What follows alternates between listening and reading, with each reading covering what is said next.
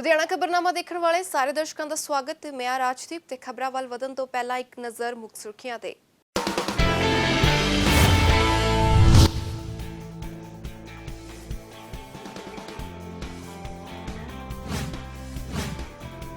ਰਾਏਕੋਟ ਵਿੱਚ ਆਵਾਰਾ ਕੁੱਤਿਆਂ ਦਾ ਕਹਿਰ, 2 ਮਾਸੂਮ ਬੱਚਿਆਂ ਨੂੰ ਬਣਾਇਆ ਸ਼ਿਕਾਰ। ਮੰਜੀ ਤੇ ਬੈਠੀ 2.5 ਸਾਲਾ ਮਾਸੂਮ ਤੇ ਕੀਤਾ ਹਮਲਾ।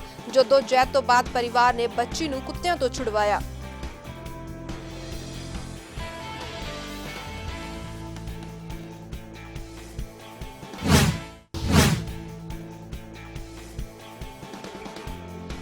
ਲੁਧਿਆਣਾ ਦੇ ਡਿਵੀਜ਼ਨ ਨੰਬਰ 4 ਦੇ ਥਾਣੇ ਵਿੱਚ ਹੋਈ ਝੜਪ। 2 ਧਿਰਾਂ ਦੇ ਵਿਚਕਾਰ ਪੈਸਿਆਂ ਦੇ ਲੈਣ ਦੇਣ ਦੇ ਮਾਮਲੇ ਨੂੰ ਹੋਈ ਝੜਪ। ਪੁਲਿਸ ਨੇ ਦੋਵਾਂ ਧਿਰਾਂ ਨੂੰ ਹਿਰਾਸਤ ਵਿੱਚ ਲਿਆ।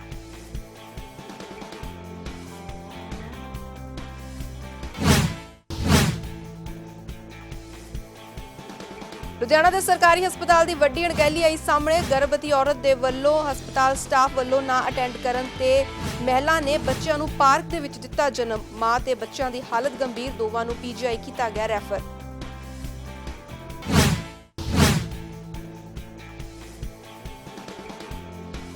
ਲੁਧਿਆਣਾ ਦੇ ਵਿੱਚ ਉੱਡੀਆਂ ਲਜ਼ੀਜ਼ ਖਾਣੇ ਦੀਆਂ ਖੁਸ਼ਬੂਆਂ। ਦਾ ਗ੍ਰੇਟ ਇੰਡੀਅਨ ਕਰੀ ਫੈਸਟੀਵਲ ਦਾ ਆਯੋਜਨ। 15 ਢੰਗ ਦੀਆਂ ਗ੍ਰੇਵੀਜ਼ ਤੇ ਕਰੀਜ਼ ਦੀ ਲਗਾਈ ਨੁਮਾਇਸ਼। ਅਦਾਕਾਰ ਦੀਪ ਜੋਸ਼ੀ ਵੀ ਬਣੇ ਕਰੀ ਫੈਸਟੀਵਲ ਦਾ ਹਿੱਸਾ।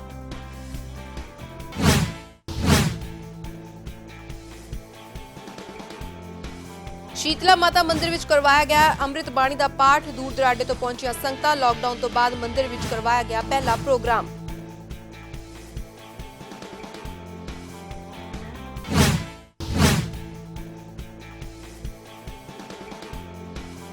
ਕੋਜ਼ਨੂਰ miss and Mrs world Punjaban India show ਦਾ ਆਯੋਜਨ। ਦੇਸ਼ ਭਰ ਦੇ ਆਈਆਂ 40 ਮੁਟਿਆਰਾਂ ਨੇ ਲਿਆ ਹਿੱਸਾ। ਘਰੇਲੂ ਪੰਜਾਬਣਾਂ ਨੇ ਦਿਖਾਏ ਆਪਣੇ ਹੁਨਰ ਦੇ ਜੌਹਰ।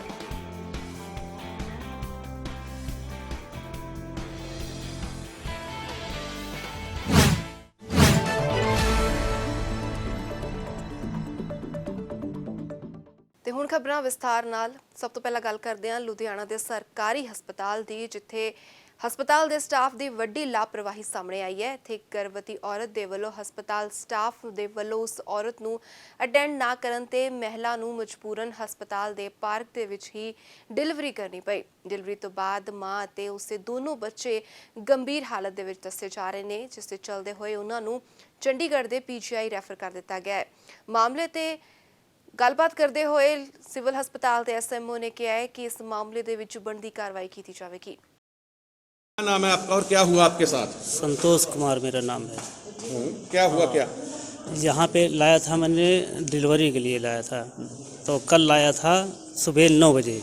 9 बजे लाया। उसके बाद में यहाँ पे दिनामान हमको दौड़ाते रहे कि ये कागज़ बनवा लो, वो वहाँ से करा लो, रिपोर्ट दुनियादारी क्या कराया इसने। सब करवा के 10 बजे रात में इन्होंने खून की जाँच खून दिया चढ़ाने को। तब वहाँ चढ़ा के सुबह फिर यहाँ रो रहे थे, कोई सुन नहीं रहे थे दवाई ववाई करने के लिए, न कोई एक टिकिया ही नहीं दिया दे रही थी। फिर मैंने ये पर्ची लेके गया यहाँ पे, जब जांच करा के तो इन्होंने कहा कि जाओ चले जाओ वहाँ अस्पताल को, दूसरे लिख दिया कि जाओ इसकी दिल की जांच करा लो। तो मैंने लेके जा रहा था बाहर, पार्क में पहुँचा था, बैठा था, वहीं पे हो गया था, डिलीवरी हो गई। ਰਾਏਕੋਟ ਦੇ ਪਿੰਡ ਸਿਲੋਆਣੀ ਵਿਖੇ ਆਵਾਰਾ ਕੁੱਤਿਆਂ ਦਾ ਕਹਿਰ ਦਿਨੋਂ ਦਿਨ ਵਧਦਾ ਨਜ਼ਰ ਆ ਰਿਹਾ ਹੈ। ਇੱਥੇ ਆਵਾਰਾ ਕੁੱਤਿਆਂ ਨੇ 2 ਦਿਨਾਂ ਦੇ ਵਿੱਚ 2 ਮਾਸੂਮ ਬੱਚਿਆਂ ਨੂੰ ਆਪਣਾ ਸ਼ਿਕਾਰ ਬਣਾ ਲਿਆ ਹੈ। ਦੁਪਹਿਰ ਨੂੰ ਮੰਜੇ ਤੇ ਬੈਠੀ ਬੱਚੀ ਨੂੰ ਗਰਦਨ ਤੋਂ ਚੁੱਕ ਕੇ ਆਵਾਰਾ ਕੁੱਤੇ ਲੈ ਗਏ। ਰੋਲਾ ਪਾਉਣ ਤੋਂ ਬਾਅਦ ਲੋਕ ਇਕੱਠੇ ਹੋਏ ਤੇ ਬੜੀ ਮੁਸ਼ਕਲ ਤੋਂ ਬਾਅਦ ਪਰਿਵਾਰ ਨੇ ਬੱਚੀ ਨੂੰ ਕੁੱਤਿਆਂ ਦੇ ਚੰਗੁਲ ਦੇ ਵਿੱਚੋਂ ਛੁਡਾਇਆ। ਇਸ ਤਰ੍ਹਾਂ ਇੱਕ ਹੋਰ 2.5 ਸਾਲਾ ਮਾਸੂਮ ਬੱਚੀ ਨੂੰ ਵੀ ਆਵਾਰਾ ਕੁੱਤਿਆਂ ਦੇ ਵੱਲੋਂ ਨੋਚ ਕੇ ਖਾ ਲਿਆ ਗਿਆ, ਜਿਸ ਦੀ ਹਾਲਤ ਗੰਭੀਰ ਦੱਸੀ ਜਾ ਰਹੀ ਹੈ। ਪਿੰਡ ਦੇ ਵਿੱਚ 2-3 ਟਾਈਮ ਹੋ ਗਏ ਵੀ ਵਾਕੇ ਹੋਏ ਨੇ ਜੋ ਅਵਾਰਾ ਕੁੱਤਿਆਂ ਦੇ ਨੇ। ਪਹਿਲਾਂ ਥੋੜੇ ਦਿਨ ਹੀ ਹੋ ਗਏ, 16 ਤਰੀਕ ਨੂੰ ਡੀਸੀ ਗੱਲ ਦੀ ਮੋਟਰ ਦੇ ਉੱਤੇ ਕੋਈ ਪ੍ਰਵਾਸੀ ਮਜ਼ਦੂਰ ਰਹਿ ਰਹੇ ਨੇ। ਬੱਚੀ ਨੂੰ ਉਹਨਾਂ ਨੇ ਕੁੱਤਿਆਂ ਨੇ, ਅਵਾਰਾ ਕੁੱਤੇ ਨੇ ਕੱਲੀ ਨੂੰ ਦੇਖ ਕੇ ਉਹਦਾ ਕਾਫੀ ਸਰੀਰ ਦਾ ਹਿੱਸਾ ਕਾਫੀ ਵੱਢ ਦਿੱਤਾ, ਕਾਫੀ ਖਾ ਗਏ। ਉਹ ਉਦੋਂ ਬਾਅਦ ਉਸ ਤੋਂ ਰਾਏਕੋਟ ਲੈ ਕੇ ਗਏ। ਰਾਏਕੋਟ ਵਾਲਿਆਂ ਨੇ ਜਵਾਬ ਦਿੱਤਾ। ਬਰਨਾਲਾ ਲੈ ਕੇ ਗਏ। ਬਰਨਾਲਿਆਂ ਨੇ ਜਵਾਬ ਦਿੱਤਾ। ਉਹ ਪਟਿਆਲਾ ਲੈ ਕੇ ਗਏ। ਪਟਿਆਲੇ ਵਾਲਿਆਂ ਨੇ ਵੀ ਜਵਾਬ ਦਿੱਤਾ, ਪਰ ਉਹ ਪ੍ਰਵਾਸੀ ਮਜ਼ਦੂਰ ਸੀ, ਉਹਨਾਂ ਨੇ ਆਪਣਾ ਬਾਹਰੋਂ ਕਿਤੋਂ ਇਲਾਜ ਕਰਾ ਕੇ, ਚਲੋ ਵਾਹਿਗੁਰੂ ਦੀ ਕਿਰਪਾ ਵੀ ਕੁੜੀ ਠੀਕ ਆ, ਜੋ ਕੋਈ 3 ਸਾਲ ਦੀ ਬੱਚੀ ਸੀ। ਅੱਜ ਫੇਰ ਇੱਕ ਵਾਕਾ ਹੋਇਆ ਜੋ 2.5 ਸਾਲ ਦੀ ਬੱਚੀ ਅਨੰਨਿਆ, ਉਹਨੂੰ ਅੱਜ ਫੇਰ ਅਵਾਰਾ ਕੁੱਤਿਆਂ ਨੇ, ਜੋ ਹੱਡਾ ਰੋੜੀ ਦੇ ਕੁੱਤੇ ਨੇ, ਉਹਨਾਂ ਨੂੰ ਨੋਚ ਕੇ ਖਾ ਗਿਆ। ਅਜੇ ਮੈਂ ਦੇਖਦਾ ਵੀ ਉਹ ਰਾਏਕੋਟ ਲੈ ਕੇ ਗਏ ਨੇ। ਜਦੋਂ ਤੁਸੀਂ ਤੇ ਅਸੀਂ ਪਹੁੰਚੇ ਵੀ ਉੱਥੇ ਖੂਨ ਇੰਨਾ ਪਿਆ ਵਾ ਵੀ ਉਹ ਪਾਣੀ ਵੀ ਲਾਲ ਹੋਇਆ ਪਿਆ। ਮੈਂ ਪ੍ਰਸ਼ਾਸਨ ਤੋਂ ਮੰਗ ਕਰਦਾ ਵੀ ਇਹ ਅਵਾਰਾ ਕੁੱਤਿਆਂ ਦੇ ਨੱਥ ਪਾਈ ਜਾਵੇ। ਉਧਰ ਲੁਧਿਆਣਾ ਦੇ ਡਿਵੀਜ਼ਨ ਨੰਬਰ 4 ਦੇ ਥਾਣਾ ਦੇ ਵਿੱਚ ਇੱਕ ਝੜਪ ਹੋਣ ਦੀ ਖਬਰ ਸਾਹਮਣੇ ਆਈ ਹੈ। ਇੱਥੇ ਦੋ ਧਿਰਾਂ ਦੇ ਵਿੱਚ ਪੈਸਿਆਂ ਦੇ ਲੈਣ ਦੇਣ ਦੇ ਮਾਮਲੇ ਨੂੰ ਲੈ ਕੇ ਦੋਨਾਂ ਧਿਰਾਂ ਦੇ ਵਿਚਕਾਰ ਥਾਣੇ ਦੇ ਵਿੱਚ ਝੜਪ ਦੀਆਂ ਖਬਰਾਂ ਸਾਹਮਣੇ ਆਈਆਂ ਨੇ। ਫਿਲਹਾਲ ਪੁਲਿਸ ਦੇ ਵੱਲੋਂ ਦੋਵਾਂ ਧਿਰਾਂ ਨੂੰ ਹਿਰਾਸਤ ਦੇ ਵਿੱਚ ਲੈ ਲਿਆ ਗਿਆ ਹੈ। ਉਹਦੇ ਸਮਰਾਲਾ ਦੇ ਸਰਕਾਰੀ ਹਸਪਤਾਲ ਦੇ ਵਿੱਚ ਬਲੱਡ ਬੈਂਕ ਬੰਦ ਕਰ ਦਿੱਤਾ ਗਿਆ ਸੀ, ਜਿਸ ਨੂੰ ਮੁੜ ਤੋਂ ਸ਼ੁਰੂ ਕਰ ਦਿੱਤਾ ਗਿਆ ਹੈ। ਇਸ ਮੌਕੇ ਵਿਧਾਇਕ ਅਮਰੀਕ ਸਿੰਘ ਢਿੱਲੋਂ ਬਲੱਡ ਬੈਂਕ ਦਾ ਉਦਘਾਟਨ ਕਰਨ ਲਈ ਖਾਸ ਤੌਰ ਤੇ ਪਹੁੰਚੇ, ਜਿੱਥੇ ਉਹਨਾਂ ਨੇ ਕਿਹਾ ਕਿ ਬਲੱਡ ਬੈਂਕ ਤੋਂ ਬਾਅਦ ਹੁਣ ਹਸਪਤਾਲ ਦੇ ਵਿੱਚ ਜਲਦ ਹੀ ਜੱਚਾ ਬੱਚਾ ਵਾਰਡ ਬਣਾਉਣ ਦਾ ਇੱਕ ਪ੍ਰਪੋਜ਼ਲ ਬਣ ਕੇ ਤਿਆਰ ਹੈ ਅਤੇ ਉਸ ਨੂੰ ਜਲਦ ਹੀ ਉਸ ਦਾ ਵੀ ਉਦਘਾਟਨ ਕਰ ਦਿੱਤਾ ਜਾਵੇਗਾ। ਇਸ ਮੌਕੇ ਖੂਨਦਾਨ ਕੈਂਪ ਦਾ ਆਯੋਜਨ ਵੀ ਕੀਤਾ ਗਿਆ। ਕਾਫੀ ਲੰਬੇ ਸਮੇਂ ਤੋਂ ਮਤਲਬ ਸਮਰਾਲੇ ਦਾ ਜਿਹੜਾ ਬਲੱਡ ਬੈਂਕ ਸੀਗਾ ਉਹ ਬੰਦ ਪਿਆ ਸੀਗਾ। ਸਾਡੇ SMO ਤਰਕਜੋਤ ਜੀ ਨੇ ਬੜੀ ਹਿੰਮਤ ਕੀਤੀ ਹੈ, ਉਸ ਦੇ ਨਾਲ ਸਾਡਾ ਅੱਜ ਬਲੱਡ ਬੈਂਕ ਦਾ ਜਿਹੜਾ ਹੈਗਾ ਸ਼ੁਰੂਆਤ ਹੋ ਗਈ ਹੈ। ਮੈਂ ਸਾਰੇ ਹਸਪੀਟਲ ਦੇ ਕਰਮਚਾਰੀਆਂ ਨੂੰ ਆਪਣੇ ਵੱਲੋਂ ਮੁਬਾਰਕਬਾਦ ਵੀ ਦਿੰਦਾ, ਔਰ ਜਿਨ੍ਹਾਂ ਨੇ ਬਹੁਤ ਹੀ ਮਤਲਬ ਹਿੰਮਤ ਦੇ ਨਾਲ ਇਸ ਬਲੱਡ ਬੈਂਕ ਨੂੰ ਸ਼ੁਰੂ ਕਰਾਇਆ। ਔਰ ਮੈਨੂੰ ਆਸ ਹੈ ਕਿ ਸਾਡੇ ਇਸ ਬਲੱਡ ਬੈਂਕ ਦੇ ਵਿੱਚ, ਕਿਉਂਕਿ ਬਹੁਤ ਜਾਨਈਆਂ ਜਿਹੀਆਂ ਹੁੰਦੀਆਂ ਨੇ ਗੱਲ ਜਿਹੜੀਆਂ ਬਲੱਡ ਤੋਂ ਬਿਨਾਂ ਅਜਾਈ ਚਲੀਆਂ ਜਾਂਦੀਆਂ ਨੇ ਗੱਲ, ਔਰ ਸਾਡੇ ਯੂਥ ਦੇ ਜਿਹੜੇ ਕਾਕਾ ਕਰਨਵੀਰ ਸਿੰਘ ਤੇ ਹੋਰ ਉਹਦੇ MC ਉਹਨਾਂ ਨੇ ਵੀ ਅੱਜ ਜੂਸ ਨੇ ਕੈਂਪ ਲਵਾਇਆ, ਉਸ ਦੇ ਵਿੱਚ ਖੂਨਦਾਨ ਦਿੱਤਾ ਸਾਰਿਆਂ ਨੂੰ। ਮੈਂ ਉਹਨਾਂ ਨੂੰ ਮੁਬਾਰਕਬਾਦ ਦਿੰਦਾ। ਅੱਜ ਆਪਣਾ ਬਲੱਡ ਬੈਂਕ ਜੋ ਕਾਫੀ ਲੰਬੇ ਸਮੇਂ ਤੋਂ ਕੁਝ ਕਾਰਨਾਂ ਕਰਕੇ ਨਹੀਂ ਸਹੀ ਤਰੀਕੇ ਚੱਲ ਰਿਹਾ ਸੀ, ਅੱਜ ਦੁਬਾਰਾ ਸ਼ੁਰੂ ਹੋਇਆ। MLA ਸਾਹਿਬ ਦੇ ਹਿੰਮਤ ਸਦਕਾ ਤੇ ਉਹਨਾਂ ਦੇ ਆਸ਼ੀਰਵਾਦ ਦੇ ਨਾਲ ਅੱਜ ਅਸੀਂ ਦੁਬਾਰਾ ਸ਼ੁਰੂ ਕਰ ਰਹੇ ਹਾਂ ਤੇ ਉਹਦੇ ਨਾਲ ਆਪਣੇ ਇਲਾਕੇ ਦੇ ਵਿੱਚ ਲੋਕਾਂ ਨੂੰ ਜ਼ਰੂਰਤ ਪੈਣ 'ਤੇ ਖੂਨ ਦੀ ਸਹੂਲਤ ਮਿਲੇਗੀ ਅਤੇ ਜਿਹੜੀਆਂ ਜਾਨਾਂ ਖੂਨ ਦੀ ਕਮੀ ਕਰਕੇ ਚਲੇ ਜਾਂਦੀਆਂ ਜਾਂ ਕਈ ਲੋਕਾਂ ਨੂੰ ਖੂਨ ਦੇ ਲਈ ਇੱਧਰ ਜਾਣਾ ਲੁਧਿਆਣੇ ਜਾਂ ਖੰਨਾ ਜਾਣਾ ਪੈਂਦਾ ਸੀ, ਉਹਨਾਂ ਨੂੰ ਇਸ ਚੀਜ਼ ਦੇ ਵਿੱਚ ਫਾਇਦਾ ਹੋਏਗਾ। ਉਧਰ Punjab agriculture university teachers association ਦੇ ਵੱਲੋਂ ਲੁਧਿਆਣਾ ਦੇ ਥਾਪਰ ਹਾਲ ਵਿਖੇ ਧਰਨਾ ਲਗਾਇਆ ਗਿਆ।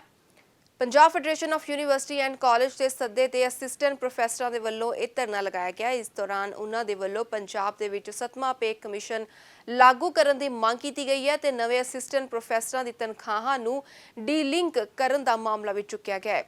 ਪ੍ਰਦਰਸ਼ਨਕਾਰੀਆਂ ਨੇ ਕਿਹਾ ਕਿ ਜੇਕਰ ਉਹਨਾਂ ਦੀਆਂ ਮੰਗਾਂ ਨਾ ਮੰਨੀਆਂ ਗਈਆਂ ਤਾਂ ਉਹਨਾਂ ਦਾ ਸੰਘਰਸ਼ ਹੋਰ ਵੀ ਤਿੱਖਾ ਹੋਵੇਗਾ। ਅੱਜ Punjab federation of university and college teachers organisation PFACTO ਹੈ ਜਿਹੜੀ, ਉਹਦੇ ਸੱਦੇ ਤੇ ਇੱਥੇ ਧਰਨਾ ਲਾਇਆ, ਇਕੱਠੇ ਹੋਏ ਆ, ਕਿਉਂਕਿ ਜਿਹੜੇ ਜਨਵਰੀ 2016 ਤੋਂ ਜਨਵਰੀ 16 ਤੋਂ ਗ੍ਰੇਡ ਰਿਵੀਜ਼ਨ ਹੋਣੀ ਆ ਆਲ ਇੰਡੀਆ ਲੈਵਲ ਤੇ, ਉਹ ਸਾਰੀਆਂ ਸਟੇਟਾਂ ਦੇ ਵਿੱਚ ਇੰਪਲੀਮੈਂਟ ਲਾਗੂ ਹੋ ਚੁੱਕੀ ਹੈ। ਸਿਰਫ ਪੰਜਾਬ, ਹਿਮਾਚਲ ਤੇ ਚੰਡੀਗੜ੍ਹ ਨੂੰ ਛੱਡ ਕੇ, ਪਿੱਛੇ ਜੇ ਮਣੀਪੁਰ ਰਹਿ ਗਿਆ ਸੀ ਉਹਨੇ ਵੀ ਕਰਤੇ, ਤੇ ਹਰਿਆਣੇ ਵਾਲਿਆਂ ਨੇ ਪੰਜਾਬ ਤੋਂ ਡੀਲਿੰਕ ਕਰਕੇ ਉਹਨਾਂ ਨੇ ਵੀ ਦੇਤਾ, ਕਿਉਂਕਿ ਪੰਜਾਬ ਨੂੰ ਚੰਡੀਗੜ੍ਹ, ਹਿਮਾਚਲ ਤੇ ਹਰਿਆਣਾ ਫਾਲੋ ਕਰਦੇ ਹੁੰਦੇ ਸੀ ਇਹਨਾਂ ਦੀ ਨੋਟੀਫਿਕੇਸ਼ਨ ਨੂੰ। ਹੁਣ ਸਾਨੂੰ ਖਦਸ਼ਾ ਵੀ ਹਿਮਾਚਲ ਤੇ ਚੰਡੀਗੜ੍ਹ ਵਾਲੇ ਵੀ ਡੀਲਿੰਕ ਕਰਕੇ ਦੇ ਦੇਣਗੇ। ਪੰਜਾਬ ਉਹ ਸਟੇਟ ਜਿਹੜੀ ਕਦੇ ਲੀਡ ਕਰਦੀ ਹੁੰਦੀ ਸੀ, ਸਭ ਤੋਂ ਪਹਿਲਾਂ ਪੇ ਸਕੇਲ ਦਿੰਦੀ ਹੁੰਦੀ ਸੀ, ਉਹ ਸਭ ਤੋਂ ਪਿੱਛੇ ਆ। ਉਹਦੇ ਵਿੱਚ ਅੱਗੇ ਸਾਨੂੰ ਇਹ ਪਤਾ ਲੱਗਿਆ ਵੀ ਉਹ ਦੂਜਾ ਵੀ ਉਹ ਜਿਹੜੇ UGC ਤੋਂ ਪੇ ਸਕੇਲ ਨੂੰ ਡੀਲਿੰਕ ਵੀ ਕਰਨ ਜਾ ਰਹੇ ਆ, ਡੀਲਿੰਕ ਅਸਿਸਟੈਂਟ ਪ੍ਰੋਫੈਸਰ ਦੇ ਲੈਵਲ ਤੇ। ਅਸੀਂ ਉਹਨਾਂ ਸਾਰੀਆਂ ਚੀਜ਼ਾਂ ਦੇ ਉਲਟ, ਸਾਰੇ ਖਦਸ਼ਿਆਂ ਦੇ ਉਲਟ ਸਰਕਾਰ ਨੂੰ ਬੇਨਤੀ ਵੀ ਕਰਦੇ ਹਾਂ ਤੇ ਅੱਗੇ ਫਿਰ ਨਹੀਂ ਅਸੀਂ ਸੰਘਰਸ਼ ਵੀ ਕਰਾਂਗੇ ਪੰਜਾਬ ਸਰਕਾਰ ਨੂੰ ਵੀ ਉਹ ਜਿਹੜੇ UGC ਦੇ ਪੇ ਸਕੇਲਸ ਆ ਉਹ ਬਿਨ ਜਿਵੇਂ ਬਾਕੀ ਸਟੇਟਾਂ 'ਚ ਲਾਗੂ ਹੋਏ ਉਹ ਪੰਜਾਬ 'ਚ ਲਾਗੂ ਕੀਤੇ ਜਾਣ। ਇਸ ਗੱਲ ਨੂੰ ਲੈ ਕੇ ਅੱਜ ਅਸੀਂ ਇੱਥੇ ਧਰਨਾ ਲਾਇਆ। ਉਧਰ ਲੁਧਿਆਣਾ ਦੇ ਹੁੰਜਨ ਹਸਪਤਾਲ ਦੇ ਵਿੱਚ ਹੁਣ ਗੋਡੇ ਅਤੇ ਚੂਲੇ ਦੀ ਰਿਬੋਟਿਕ ਸਰਜਰੀ ਹੁਣ ਹੋਵੇਗੀ। ਤੁਹਾਨੂੰ ਦੱਸ ਦਈਏ ਕਿ ਲੁਧਿਆਣਾ ਦੇ ਹੁੰਜਨ ਹਸਪਤਾਲ ਦੇ ਵਿੱਚ UFCDA ਤੋਂ ਮਾਨਤਾ ਪ੍ਰਾਪਤ ਮੈਕੋ ਰੋਬੋਟਿਕ ਦੇ ਨਾਲ ਇਹ ਸਰਜਰੀ ਕੀਤੀ ਜਾਵੇਗੀ। ਇਹ ਰੋਬੋਟਿਕ ਸਰਜਰੀ ਕਰਨ ਵਾਲਾ ਉੱਤਰ ਭਾਰਤ ਦਾ ਪਹਿਲਾ ਸ਼ਹਿਰ ਲੁਧਿਆਣਾ ਹੋਵੇਗਾ। ਜੀਵਨ ਦੇ ਵਿੱਚ ਗੋਡਿਆਂ ਦਾ ਬਹੁਤ ਅਹਿਮ ਰੋਲ ਹੁੰਦਾ, ਲੇਕਿਨ 50 ਸਾਲ ਦੀ ਉਮਰ ਤੋਂ ਬਾਅਦ ਗੋਡਿਆਂ ਦੀ ਪ੍ਰੋਬਲਮ ਆਉਣ ਲੱਗ ਜਾਂਦੀ ਆ ਕਈ ਲੋਕਾਂ ਦੇ ਵਿੱਚ, ਜਿਸ ਲਈ ਲੋਕਾਂ ਨੂੰ ਗੋਡੇ ਚੇਂਜ ਕਰਾਉਣੇ ਪੈਂਦੇ ਨੇ। ਡਾਕਟਰ BS ਹੁੰਜਣ ਸਾਡੇ ਨਾਲ ਨੇ, ਲੰਮੇ ਸਮੇਂ ਤੋਂ ਉਹਨਾਂ ਦਾ ਤਜਰਬਾ ਹੈਗਾ। ਇਹਨਾਂ ਨਾਲ ਗੱਲ ਕਰਾਂਗੇ ਜਿਹੜੇ ਇਹ ਗੋਡਿਆਂ ਦੀ ਪ੍ਰੋਬਲਮ ਜਾਂ ਚੂਲੇ ਦੀ ਪ੍ਰੋਬਲਮ ਕਿਉਂ ਆਉਂਦੀ ਹੈ, ਕਿਹੜੀ ਉਮਰ ਦੇ ਵਿੱਚ ਆਉਂਦੀ ਹੈ, ਕੀ ਕਰਨਾ ਚਾਹੀਦਾ, ਕੀ ਨਵੀਂ ਇਹ ਟੈਕਨੀਕ ਲੈ ਕੇ ਆਏ ਨੇ, ਗੱਲ ਕਰਾਂਗੇ। ਡਾਕਟਰ ਸਾਹਿਬ ਕੀ ਕਹਿਣਾ ਚਾਹੁੰਦੇ? ਦੇਖੋ, ਗੋਡੇ ਜਿਹੜੇ ਖਰਾਬ ਹੁੰਦੇ ਨੇ ਉਹਦਾ ਮੇਨ ਕਾਰਨ ਤਾਂ ਉਮਰ ਹੀ ਹੈ। ਉਮਰ ਦੇ ਨਾਲ ਹੌਲੀ ਹੌਲੀ ਗੋਡੇ ਜਿਹੜੇ ਨੇ ਉਹ ਘਸਣੇ ਸ਼ੁਰੂ ਹੋ ਜਾਂਦੇ ਆ, ਗਰੀਸ ਖਤਮ ਹੋਣਾ ਸ਼ੁਰੂ ਹੋ ਜਾਂਦਾ। ਪਰ ਹੋਰ ਬੜੇ ਕਾਰਨ ਹੁੰਦੇ ਨੇ, ਜਿਵੇਂ ਕੋਈ ਪਹਿਲਾਂ ਸੱਟ ਲੱਗੀ ਹੋਵੇ, ਗੋਡੇ ਦੀ ਅਲਾਈਨਮੈਂਟ ਜਾਂ ਹੱਡੀ ਅੰਦਰੋਂ ਖਰਾਬ ਹੋਈ ਹੋਵੇ, ਕੋਈ ਪਹਿਲਾਂ ਇਨਫੈਕਸ਼ਨ ਹੋਈ ਹੋਵੇ, ਟੀਵੀ ਹੋਈ ਹੋਵੇ, ਜਾਂ ਕੁਝ ਲੋਕਾਂ ਦਾ ਲਾਈਫ ਸਟਾਈਲ ਆ ਜਿਹੜਾ ਉਹਦੇ ਕਰਕੇ ਗੋਡੇ ਖਰਾਬ ਹੋ ਜਾਂਦੇ ਨੇ। ਸੋ ਇਹ ਚੀਜ਼ਾਂ ਨੇ ਜਿਨ੍ਹਾਂ ਦੇ ਨਾਲ ਗੋਡੇ ਜਿਹੜੇ ਨੇ ਉਹ ਖਰਾਬ ਹੋ ਜਾਂਦੇ ਆ। ਪਰ ਗੋਡਿਆਂ ਨੂੰ ਅਸੀਂ ਜਿਹੜਾ ਬਦਲਣ ਦਾ ਉਦੋਂ ਕਹਿੰਦੇ ਆ ਵੀ ਜਦੋਂ ਪੇਸ਼ੈਂਟ ਦੇ ਗ੍ਰੇਡ 4 ਜਿਹੜੇ ਗੋਡੇ ਖਰਾਬ ਹੋ ਜਾਂਦੇ ਨੇ, ਉਦੋਂ ਅਸੀਂ ਕਹਿੰਦੇ ਆ ਵੀ ਇਹਨਾਂ ਨੂੰ ਹੁਣ ਰਿਪਲੇਸਮੈਂਟ ਕਰਾ ਲੈਣੀ ਚਾਹੀਦੀ ਆ।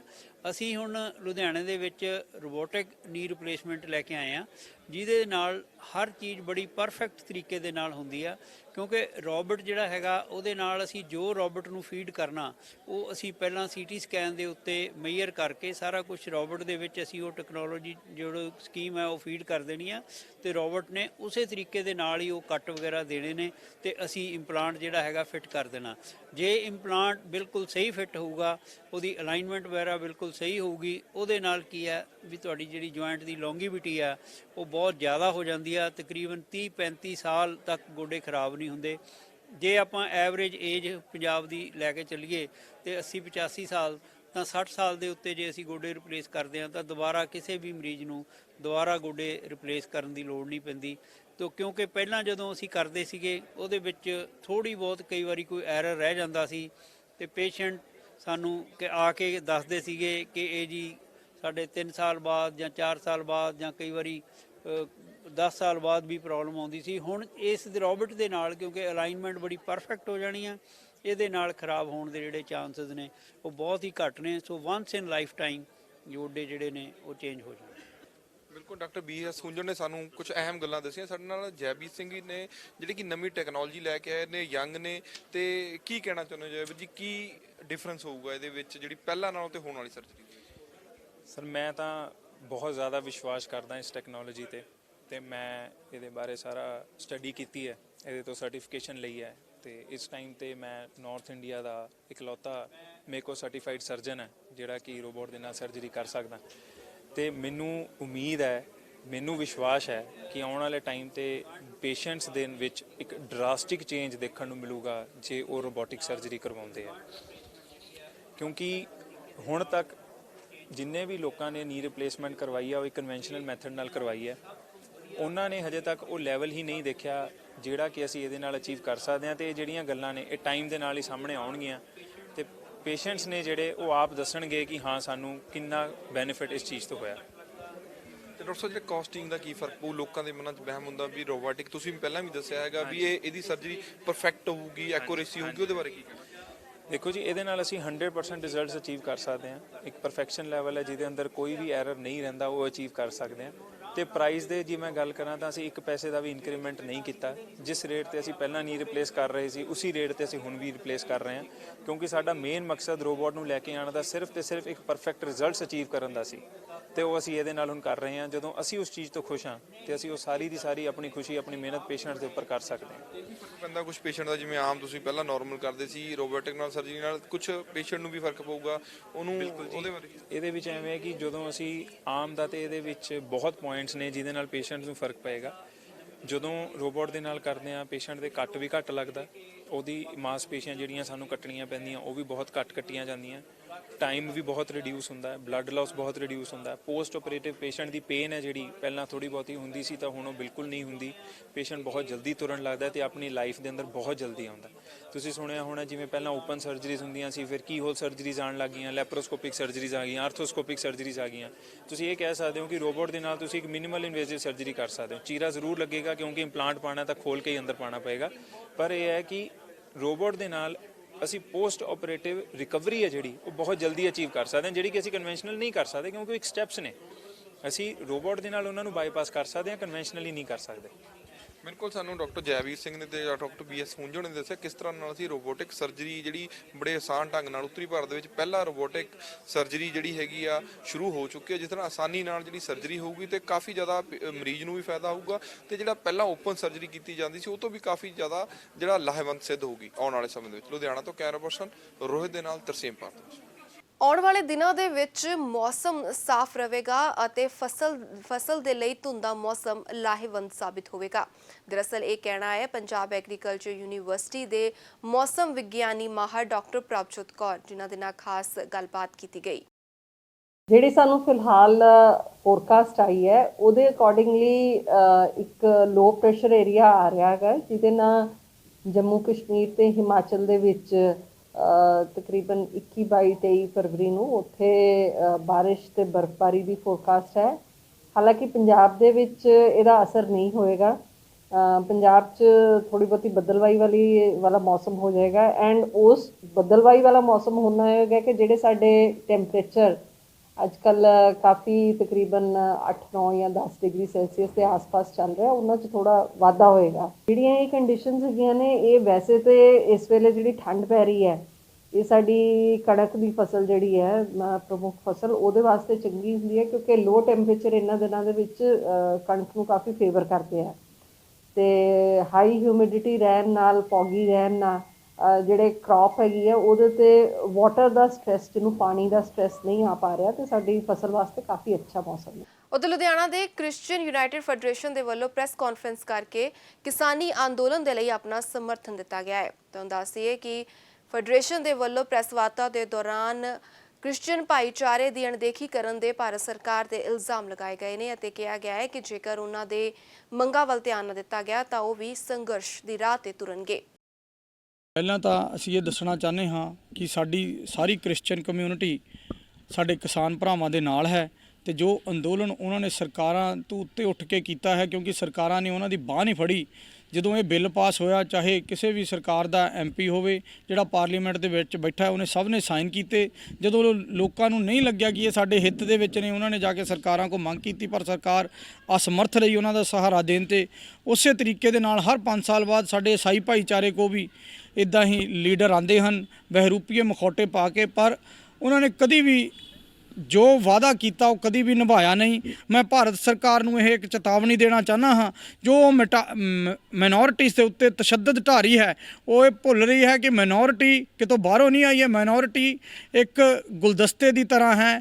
ਸਾਰੇ ਸੱਭਿਆਚਾਰਾਂ ਨੇ ਰਲ ਕੇ ਦੇਸ਼ ਦੇ ਨੀਂਹ ਪੱਥਰ 'ਤੇ ਇਮਾਰਤ ਖੜੀ ਕੀਤੀ ਹੈ।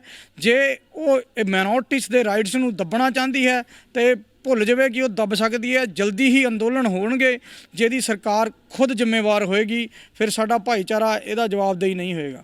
ਪੰਜਾਬ ਯੂਥ ਡਿਵੈਲਪਮੈਂਟ ਬੋਰਡ ਦੇ ਵੱਲੋਂ ਇੱਕ ਪ੍ਰੈਸ ਕਾਨਫਰੰਸ ਕੀਤੀ ਗਈ, ਜਿਸ ਦੇ ਵਿੱਚ ਸੰਬੋਧਨ ਕਰਦੇ ਹੋਏ ਬੋਰਡ ਦੇ ਚੇਅਰਮੈਨ ਸੁਖਵਿੰਦਰ ਸਿੰਘ ਬਿੰਦਰਾ ਨੇ ਕਿਹਾ ਹੈ ਕਿ ਪੰਜਾਬ ਦੇ ਨੌਜਵਾਨਾਂ ਨੂੰ ਸਪੋਰਟਸ ਕਿੱਟਾਂ ਜਲਦ ਵੰਡੀਆਂ ਜਾਣਗੀਆਂ, ਜਿਸ ਦੀ ਸ਼ੁਰੂਆਤ 23 ਫਰਵਰੀ ਨੂੰ ਲੁਧਿਆਣਾ ਦੇ ਗੁਰੂ ਨਾਨਕ ਕਲੱਬ ਦੇ ਵੱਲੋਂ ਕੀਤੀ ਜਾਵੇਗੀ। ਉਹਨਾਂ ਨੇ ਦੱਸਿਆ ਕਿ ਪਹਿਲੇ ਪੜਾਅ ਦੇ ਵਿੱਚ ਸੂਬੇ ਦੇ 4 ਸ਼ਹਿਰਾਂ ਦੇ ਵਿੱਚ ਇਹ ਖੇਡ ਕਿੱਟਾਂ ਵੰਡੀਆਂ ਜਾਣਗੀਆਂ, ਜਿਸ ਦੇ ਨਾਲ ਤਕਰੀਬਨ 2.5 ਲੱਖ ਖਿਡਾਰੀਆਂ ਨੂੰ ਫਾਇਦਾ ਹੋਵੇਗਾ। ਉਹਨਾਂ ਨੇ ਦੱਸਿਆ ਕਿ ਸਪੋਰਟਸ ਕਲੱਬਾਂ ਨੂੰ ਰਜਿਸਟ੍ਰੇਸ਼ਨ ਕਰਨ ਲਈ ਉਹਨਾਂ ਨੇ ਈਮੇਲ ਪਤੇ ਜਾਰੀ ਕਰ ਦਿੱਤੇ ਨੇ। ਦੇਖੋ, ਅੱਜ ਦਾ ਉਦੇਸ਼ ਹੈ ਕਿ Punjab youth development board is always committed for the welfare and the development of the youth. ਔਰ ਪੰਜਾਬ ਯੂਥ ਡਿਵੈਲਪਮੈਂਟ ਬੋਰਡ ਦਾ ਮੇਡਨ ਪ੍ਰੋਗਰਾਮ ਹੈ ਯੂਥ ਆਫ ਪੰਜਾਬ ਕੈਂਪੇਨ। ਔਰ ਜਿਹੜੀ ਯੂਥ ਆਫ ਪੰਜਾਬ ਕੈਂਪੇਨ ਹੈ, ਇਹ ਸਟੇਟ ਲੈਵਲ ਕੈਂਪੇਨ ਹੈ ਜੀ। ਇਹ ਸਾਡੇ ਆਨਰੇਬਲ CM ਸਾਹਿਬ ਕੈਪਟਨ ਅਮਰਿੰਦਰ ਸਿੰਘ ਜੀ ਨੇ ਲਾਂਚ ਕੀਤੀ ਸੀ 17 ਜਨਵਰੀ ਨੂੰ। ਇਸ ਕੈਂਪੇਨ ਦਾ ਆਬਜੈਕਟਿਵ ਹੈ ਕਿ ਡਿਸਟ੍ਰੀਬਿਊਸ਼ਨ ਆਫ ਸਪੋਰਟਸ ਕਿਟਸ, ਜਿੰਨੇ ਵੀ ਯੂਥ ਕਲੱਬ ਪੰਜਾਬ 'ਚ ਬਣੇ ਹਨ, ਚਾਹੇ ਰੂਰਲ ਦੇ ਵਿੱਚ ਹਨ, ਚਾਹੇ ਸ਼ਹਿਰਾਂ ਦੇ ਵਿੱਚ ਹਨ, ਔਰ ਜਿੰਨੇ ਵੀ ਉਹ ਯੂਥ ਕਲੱਬ ਦੇ ਨਾਲ ਜੁੜੇ ਹਨ, ਕੁਝ ਸਾਡੇ ਅਸਿਸਟੈਂਟ ਡਾਇਰੈਕਟਰ ਦੇ ਕੁਝ ਸਪੋਰਟਸ ਕਲੱਬ ਹਨ, ਸਾਰਿਆਂ ਨੂੰ ਆਲ ਓਵਰ ਸਟੇਟ ਉਹ ਸਪੋਰਟਸ ਕਿਟਸ ਦਿੱਤੀਆਂ ਜਾਣ। ਅਤੇ ਜਿਹੜੀ ਇਸ ਕੈਂਪੇਨ ਹੈ youth of Punjab the campaign, ਇਹਦਾ ਜਿਹੜਾ ਪਹਿਲਾ ਫੇਸ ਹੈ ਉਹਦੇ 'ਚ ਅਸੀਂ 4 ਸ਼ਹਿਰ ਕਵਰ ਕਰ ਰਹੇ ਹਾਂ। ਦਿਸ ਕਮਿੰਗ 23 ਤਰੀਕ ਨੂੰ ਜੀ, 23 ਫਰਵਰੀ ਨੂੰ ਅਸੀਂ ਗੁਰੂ ਨਾਨਕ ਭਵਨ ਦੇ ਵਿੱਚ ਫੰਕਸ਼ਨ ਕਰਨ ਜਾ ਰਹੇ ਹਾਂ, ਪਹਿਲਾ ਪ੍ਰੋਗਰਾਮ ਹੈ। 26 ਨੂੰ ਅਸੀਂ ਅੰਮ੍ਰਿਤਸਰ 'ਚ ਕਰ ਰਹੇ ਹਾਂ, 3 ਮਾਰਚ ਨੂੰ ਜਲੰਧਰ 'ਚ ਕਰ ਰਹੇ ਹਾਂ, ਔਰ 6 ਮਾਰਚ ਨੂੰ ਮੋਹਾਲੀ 'ਚ ਕਰ ਰਹੇ ਹਾਂ। ਅਤੇ ਇਹ 4 ਜ਼ਿਲ੍ਹਿਆਂ 'ਚ ਅਸੀਂ ਅੱਡ-ਅੱਡ ਫੰਕਸ਼ਨ ਕਰ ਰਹੇ ਹਾਂ। ਇਹ ਫੇਸ 1 'ਚ ਕਵਰ ਕਰ ਰਹੇ ਹਾਂ। ਉਸ ਤੋਂ ਬਾਅਦ ਪੰਜਾਬ ਦੇ ਜਿੰਨੇ ਜ਼ਿਲ੍ਹੇ ਹੋਣਗੇ ਉਹ ਜ਼ਿਲ੍ਹਿਆਂ ਨੂੰ ਵਿੱਚ ਹੀ ਅਸੀਂ ਅੱਡ-ਅੱਡ ਕਵਰ ਕਰਾਂਗੇ, ਫੇਸ 2 ਦੇ ਵਿੱਚ, ਫੇਸ 3। ਉਧਰ ਲੁਧਿਆਣਾ ਦੇ ਸਰਾਭਾ ਨਗਰ ਦੇ ਸੈਲੂਨ ਦੇ ਵਿੱਚ ਇੱਕ ਸੈਮੀਨਾਰ ਕਰਵਾਇਆ ਗਿਆ। ਲਾਕਡਾਊਨ ਤੋਂ ਬਾਅਦ ਮੁੜ ਖੁੱਲੇ ਲਕਸ ਸੈਲੂਨ ਦੇ ਵਿੱਚ ਦਿੱਲੀ ਅਤੇ ਮੁੰਬਈ ਤੋਂ ਖਾਸ ਮਾਹਰ ਪਹੁੰਚੇ, ਜਿੱਥੇ ਉਹਨਾਂ ਨੇ ਵੱਖ-ਵੱਖ ਬ੍ਰਾਂਡਾਂ ਦੇ ਬਾਰੇ ਜਾਣਕਾਰੀ ਦਿੱਤੀ ਅਤੇ ਇਸ ਦੇ ਨਾਲ ਹੀ ਗਾਹਕਾਂ ਨੂੰ ਮੁਫਤ ਸੇਵਾਵਾਂ ਤੇ ਟਿਪਸ ਵੀ ਦਿੱਤੇ।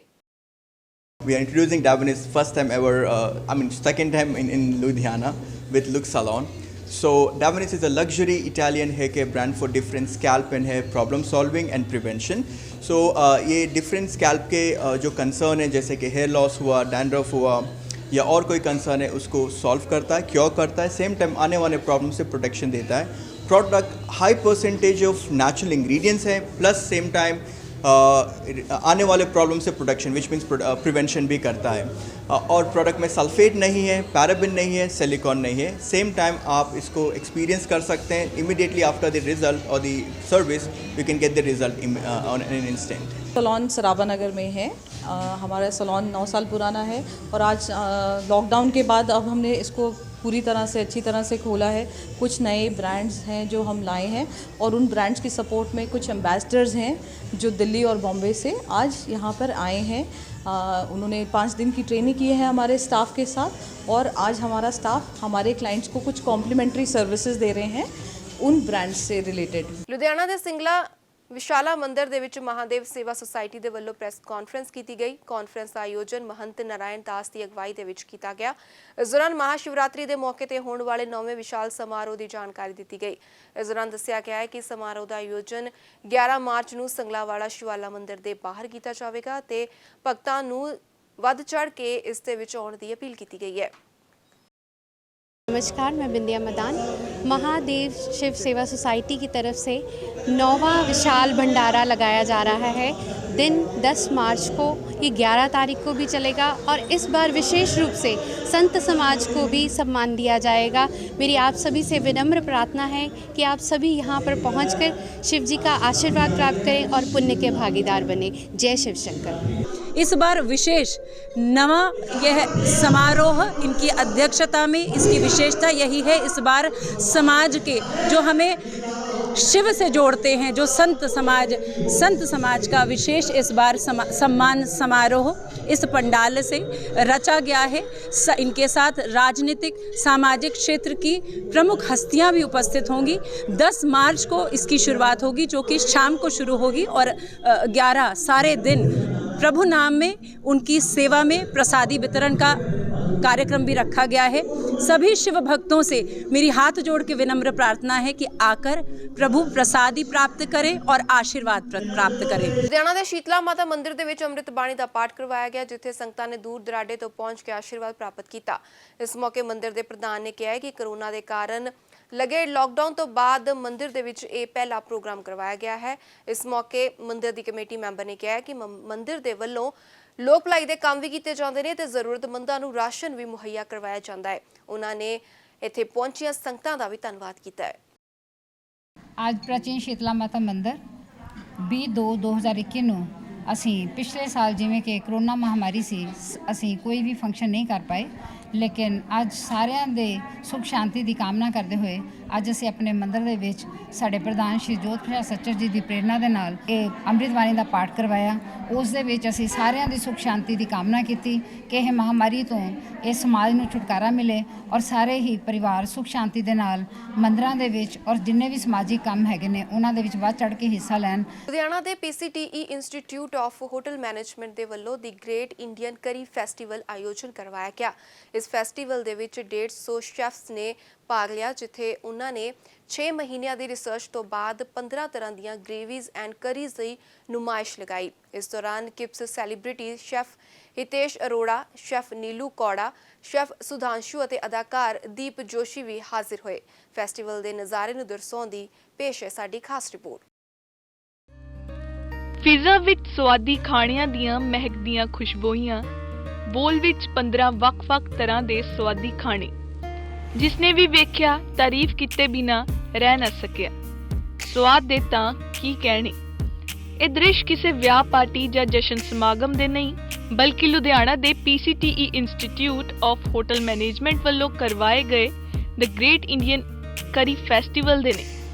ਇਸ ਫੈਸਟੀਵਲ 'ਚ ਖਾਸ ਗੱਲ ਇਹ ਰਹੀ ਕਿ 6 ਮਹੀਨਿਆਂ ਦੀ ਡੂੰਘੀ ਖੋਜ ਪਰਖ ਤੋਂ ਬਾਅਦ ਦੇਸ਼ ਦੀਆਂ 15 ਬਿਹਤਰੀਨ ਕਰੀਜ਼ ਅਤੇ ਗ੍ਰੇਵੀਜ਼ ਦੀ ਨੁਮਾਇਸ਼ ਲਈ ਗਈ, ਜੋ ਸਾਡੇ ਇਮਿਊਨਿਟੀ ਦੇ ਲਈ ਕਿਸੇ ਬੂਸਟਰ ਤੋਂ ਘੱਟ ਨਹੀਂ। ਵੱਡੀ ਗੱਲ ਇਹ ਕਿ ਇਹ ਖਾਣੇ ਇੱਕ ਹਫ਼ਤੇ ਤੱਕ ਖਰਾਬ ਨਹੀਂ ਹੁੰਦੇ। ਇਸ ਦੌਰਾਨ ਖਾਣੇ 'ਚ ਸਵਾਦ, ਸੂਰਤ, ਖੁਸ਼ਬੂ ਅਤੇ ਸਿਹਤ ਦਾ ਅਨੋਖਾ ਤਾਲਮੇਲ ਵੇਖਣ ਨੂੰ ਮਿਲਿਆ। ਨੁਮਾਇਸ਼ ਵਿੱਚ 5 ਸਟਾਰ ਰੈਸਟੋਰੈਂਟ ਵਰਗੇ ਖਾਣਿਆਂ ਦੇ ਸਟਾਲ ਲਾਏ ਗਏ ਜੋ 5 ਮਿੰਟ ਦੇ ਅੰਦਰ ਅੰਦਰ ਤਿਆਰ ਕੀਤੇ ਜਾ ਸਕਦੇ ਨੇ। ਅਦਾਕਾਰ ਦੀਪ ਜੋਸ਼ੀ ਨੇ ਖਾਸ ਤੌਰ ਤੇ ਪ੍ਰਤੀਭਾਗੀਆਂ ਦੀ ਹੌਸਲਾ ਅਫਜ਼ਾਈ ਕੀਤੀ। ਪਹਿਲਾਂ ਤਾਂ ਮੈਂ ਮੁਬਾਰਕਬਾਦ ਦੇਣਾ ਸਾਰਿਆਂ ਨੂੰ ਬਿਕੋਜ਼ ਇੱਦਾਂ ਦੇ ਜੋ ਪ੍ਰੋਫੈਸ਼ਨਲ ਇੰਸਟੀਚਿਊਟ ਹੈਗੇ ਨੇ ਫਸਟ ਟਾਈਮ ਐਕਸਪੀਰੀਅੰਸ ਕਰ ਰਹੇ ਕਿ ਸਾਡੇ ਲੁਧਿਆਣੇ ਸ਼ਹਿਰ 'ਚ ਹੈਗਾ ਆ ਵੀ ਜਿੱਥੇ ਇੰਨੀ ਵਧੀਆ ਟ੍ਰੇਨਿੰਗ ਦਿੱਤੀ ਜਾ ਰਹੀ ਹੈ। ਤੁਸੀਂ ਕੁਕਿੰਗ ਕਰਨੀ ਹੈ, ਤੁਸੀਂ ਹੋਟਲ ਮੈਨੇਜਮੈਂਟ ਕਰਨੀ ਹੈ, ਤੁਸੀਂ ਸ਼ੈਫ ਬਣਨਾ ਹੈ, ਤੁਹਾਨੂੰ ਇੱਕ ਪ੍ਰੋਫੈਸ਼ਨਲ ਵੇ ਦੇ ਵਿੱਚ। ਹੁਣ ਮੈਂ ਅੰਦਰ ਇੰਸਟਾ ਦੇਖਿਆ ਸਾਰਾ ਇਹਨਾਂ ਦਾ ਜੋ ਵੀ ਸਿਸਟਮ ਸੀਗਾ, ਕਿਚਨ ਹੋ ਗਿਆ ਜਾਂ ਕੁਕਿੰਗ ਸਟਾਈਲ ਹੈ, ਕਿੱਦਾਂ ਟ੍ਰੇਨ ਕੀਤਾ ਜਾਂਦਾ ਹੈ। ਅਤੇ ਸਾਡੇ ਸ਼ਹਿਰ ਦੇ ਵਿੱਚ ਇੰਨੀਆਂ ਚੰਗੀਆਂ ਫੈਸਿਲਿਟੀਆਂ ਨੇ, ਇੰਨੇ ਵਧੀਆ ਤਰੀਕੇ ਨਾਲ ਸਟਾਫ ਹੈ, ਟੀਚਰਸ ਨੇ, ਤੇ ਇਨ ਫਿਊਚਰ ਮੈਨੂੰ ਵਧੀਆ ਲੱਗਦਾ ਕਿ ਇੱਥੋਂ ਸਟੱਡੀ ਕਰਕੇ ਬੱਚੇ ਆਊਟ ਆਫ ਇੰਡੀਆ ਜਾਂਦੇ ਨੇ ਜਾਂ ਇੰਡੀਆ ਵਿੱਚ ਕਿਤੇ ਜਾ ਕੇ ਕੰਮ ਕਰਦੇ ਨੇ, ਉਹਨਾਂ ਲਈ ਬਹੁਤ ਬਿਹਤਰੀਨ ਇੱਕ ਮੌਕਾ ਆ। ਇਸ ਮੌਕੇ ਤੇ ਬੋਲਦਿਆਂ ਅਨਿਰੂਬਨ ਗੁਪਤਾ ਨੇ ਪ੍ਰਤੀਭਾਗੀਆਂ ਦੀ ਨਵੇਕਲੀ ਕੋਸ਼ਿਸ਼ ਦੀ ਸ਼ਲਾਘਾ ਕੀਤੀ। ਇਸ ਦੌਰਾਨ PCTE ਦੇ ਡਾਇਰੈਕਟਰ ਜਨਰਲ ਡਾਕਟਰ KNS ਨੇ ਵੀ ਵਿਦਿਆਰਥੀਆਂ ਨੂੰ ਵਧਾਈ ਦਿੱਤੀ ਅਤੇ ਕਿਹਾ ਕਿ ਅਜਿਹੇ ਮੁਕਾਬਲੇ ਨੌਜਵਾਨਾਂ ਨੂੰ ਕੁਝ ਵੱਖਰਾ ਕਰਨ ਲਈ ਪ੍ਰੇਰਿਤ ਕਰਦੇ ਨੇ। Nirban Gupta, Dean Hotel Management and Travel and Tourism, PCT Group of Institutes. तो सर क्या कहना चाहोगे, जैसे देखा जाए आज तो काफ़ी कुक लगे हैं और अलग अलग तरह के टेस्ट हैं, तो कैसा टेस्ट लोगों को? सर हमारे जो होटल मैनेजमेंट कॉलेज है, हमारे ये स्टूडेंट्स वो इवेंट करता है जो directly related to the hotel industry.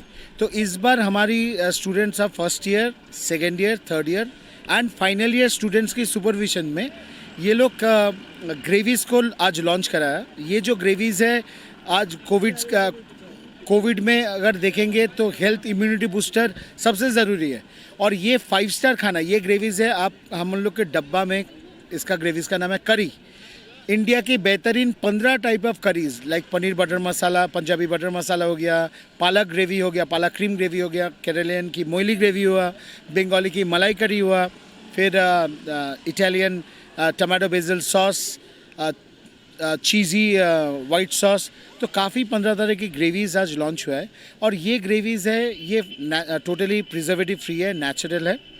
और इस ग्रेवीज़ को जस्ट खोल के आप कोई भी बॉइल्ड वेजिटेबल्स, चिकन, फिश में डालिए और 5 स्टार होटल जैसा खाना आपको इमीडिएटली घर में तैयार हो जाएंगे। सर कोई फिल्म स्टार भी आए हैं जो आए हैं? जी, यहाँ पर आज आए थे mister Deep Joshi and mister Devi Girwal. तो उन्होंने भी टेस्ट किया है? जी बिल्कुल टेस्ट किया है, एंड सबको अच्छा लगा। And the most important thing, आज काफ़ी होटेलियर्स की जो द सेलिब्रिटी शेफ्स है वो सब आए हुए थे, एंड जो कंबाइंड टेस्ट था आज लुधियाना में हम ऐसे ग्रेवीज़ लॉन्च कर रहे थे जो शायद इनको पसंद ना आए, बट स्टूडेंट्स इतना बेहतरीन बनाए थे, वही सब gravies best in the best lot में आए। सेलिब्रिटी शेफ़ किब्स मार्केट की हितेश अरोरा थे, शेफ़ नीलू कौड़ा थे who is a celebrity lady chef, park plaza के जनरल मैनेजर थे mister Prakash Raj, front office manager थे मिस्टर अतुल गुप्ता, शेफ़ सुधांशु राजहंस, काफ़ी people from the entire industry थे। तो सर इसमें जो बच्चों की ट्रेनिंग होती है, ट्रेनिंग होने के बाद वो कुछ बड़े जैसे 5 स्टार वैसे बड़े होटल हैं तो फ़ौरन की डिमांडें आती हैं? सर हम लोग की जो ये जो इवेंट हुआ ये फाइनल ईयर स्टूडेंट्स की सुपरविजन में हुआ, और जो फाइनल ईयर स्टूडेंट्स जो ट्रेनिंग करके आया, maximum student from different foreign countries and top brand hotel से ट्रेनिंग किया है।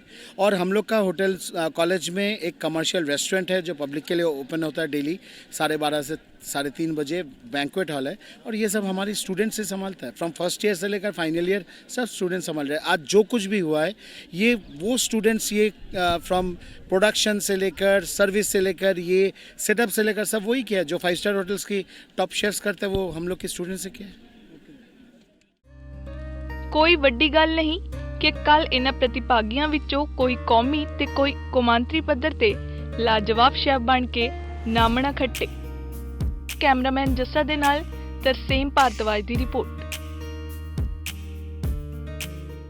ਬੀਤੇ ਦਿਨੀ ਕੋਜ਼ੇਨੂਰ miss and Mrs world Punjaban India ਦੇ ਤੀਜੇ ਪੜਾਅ ਦੇ ਵਿੱਚ ਟੈਲੈਂਟ ਰਾਊਂਡ ਕਰਵਾਇਆ ਗਿਆ, ਜਿਸ ਦੇ ਵਿੱਚ ਪੂਰੇ ਦੇਸ਼ ਭਰ ਤੋਂ ਆਈਆਂ ਪੰਜਾਬਣਾਂ ਨੇ ਵੱਧ ਚੜ੍ਹ ਕੇ ਹਿੱਸਾ ਲਿਆ ਅਤੇ ਆਪਣੇ ਹੁਨਰ ਅਤੇ ਜੌਹਰ ਦਿਖਾਏ। ਇਸ ਦੌਰਾਨ ਈਵੈਂਟ ਦੇ ਡਾਇਰੈਕਟਰ ਮਿਸ ਨੈਂਸੀ ਘੁੰਮਣ ਨੇ ਪੱਤਰਕਾਰਾਂ ਦੇ ਨਾਲ ਗੱਲਬਾਤ ਕਰਦੇ ਹੋਏ ਦੱਸਿਆ ਕਿ ਪੰਜਾਬ ਅਤੇ ਪੰਜਾਬੀਅਤ ਨੂੰ ਉੱਚਾ ਚੁੱਕਣ ਦੇ ਲਈ ਇਸ ਪ੍ਰਤੀਯੋਗਿਤਾ ਨੂੰ ਕਰਵਾਇਆ ਜਾ ਰਿਹਾ ਹੈ। ਇਸ ਦਾ ਮਕਸਦ ਪੰਜਾਬੀ ਵਿਰਸੇ ਦਾ ਵਿਸਥਾਰ ਕਰਨਾ ਹੈ ਤੇ ਘਰੇਲੂ ਪੰਜਾਬਣਾਂ ਨੂੰ ਇੱਕ ਅਜਿਹਾ ਮੰਚ ਪ੍ਰਦਾਨ ਕਰਨਾ ਹੈ ਜਿਸ ਦੇ ਵਿੱਚ ਉਹ ਆਪਣੇ ਅੰਦਰ ਛੁਪਿਆ ਹੁਨਰ ਨੂੰ ਹੋਰ ਨਿਖਾਰ ਸਕਣ। ਇਸ ਦੌਰਾਨ ਟੀਵੀ ਅਦਾਕਾਰ ਸ਼ਹਿਰੋਨ ਸਿੰਘ ਵੀ ਖਾਸ ਤੌਰ ਤੇ ਮੌਜੂਦ ਰਹੇ। ਤੇ ਜਾਣ ਤੋਂ ਪਹਿਲਾਂ ਇੱਕ ਨਜ਼ਰ ਮੁੱਖ ਸੁਰਖੀਆਂ ਤੇ।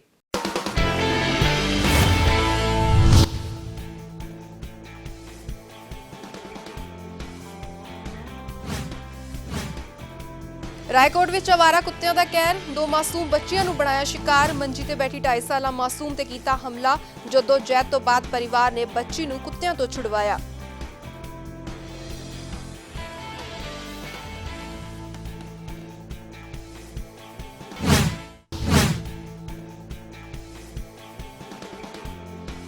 ਲੁਧਿਆਣਾ ਦੇ ਡਿਵੀਜ਼ਨ ਨੰਬਰ 4 ਦੇ ਥਾਣੇ ਵਿੱਚ ਹੋਈ ਝੜਪ। 2 ਧਿਰਾਂ ਦੇ ਵਿਚਕਾਰ ਪੈਸਿਆਂ ਦੇ ਲੈਣ ਦੇਣ ਦੇ ਮਾਮਲੇ ਨੂੰ ਹੋਈ ਝੜਪ। ਪੁਲਿਸ ਨੇ ਦੋਵਾਂ ਧਿਰਾਂ ਨੂੰ ਹਿਰਾਸਤ ਵਿੱਚ ਲਿਆ।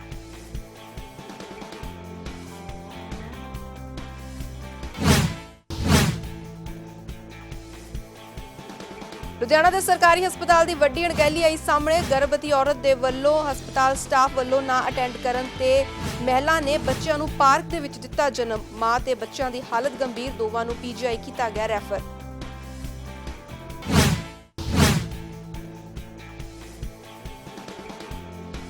ਲੁਧਿਆਣਾ ਦੇ ਵਿੱਚ ਉੱਡੀਆਂ ਲਜ਼ੀਜ਼ ਖਾਣੇ ਦੀਆਂ ਖੁਸ਼ਬੂਆਂ। ਦ ਗ੍ਰੇਟ ਇੰਡੀਅਨ ਕਰੀ ਫੈਸਟੀਵਲ ਦਾ ਆਯੋਜਨ। 15 ਢੰਗ ਦੀਆਂ ਗ੍ਰੇਵੀਜ਼ ਤੇ ਕਰੀਜ਼ ਦੀ ਲਗਾਈ ਨੁਮਾਇਸ਼। ਅਦਾਕਾਰ ਦੀਪ ਜੋਸ਼ੀ ਵੀ ਬਣੇ ਕਰੀ ਫੈਸਟੀਵਲ ਦਾ ਹਿੱਸਾ।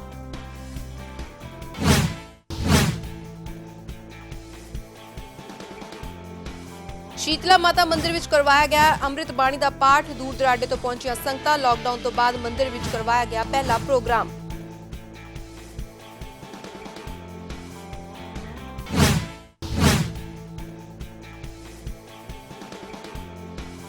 ਕੋਜ਼ਨੂਰ miss and Mrs world Punjaban India show ਦਾ ਆਯੋਜਨ। ਦੇਸ਼ ਭਰ ਦੇ ਆਈਆਂ 40 ਮੁਟਿਆਰਾਂ ਨੇ ਲਿਆ ਹਿੱਸਾ। ਘਰੇਲੂ ਪੰਜਾਬਣਾਂ ਨੇ ਦਿਖਾਏ ਆਪਣੇ ਹੁਨਰ ਦੇ ਜੌਹਰ।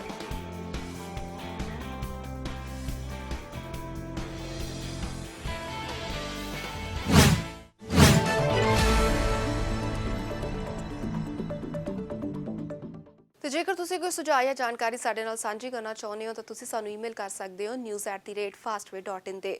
ਸਾਨੂੰ ਆਨਲਾਈਨ ਦੇਖ ਸਕਦੇ ਹੋ www.fastway.in ਤੇ। ਲੁਧਿਆਣਾ ਖਬਰਨਾਮਾ ਵਿੱਚ ਫਿਲਹਾਲ ਬਸ ਇੰਨਾ ਹੀ। ਮੈਨੂੰ ਦਿਓ ਇਜਾਜ਼ਤ। ਧੰਨਵਾਦ।